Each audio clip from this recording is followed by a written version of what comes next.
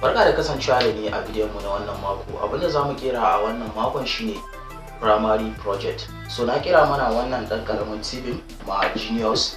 Idan kana so ka yi junior project naka amma ka confuse baka san me zaka kera ba, so wannan abu ne mai sauki da zaka kera shi ba tare da ya bata ma lokaci ba ko kuma ka wahala. So tibin mu yana amfani da charger ne, charger waya. So zamu sa bakin USB na mai waya ga sai mu sa shi a light. So TV mu ya kawo.